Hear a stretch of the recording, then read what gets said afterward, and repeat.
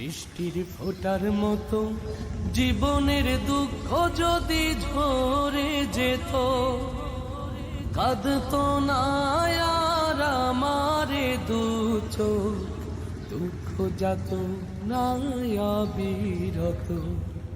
বৃষ্টির ফোঁটার মতো জীবনের দুঃখ যদি ঝরে যেত, যদি ওই নিঠুর নদী ভাঙতো না ঘর,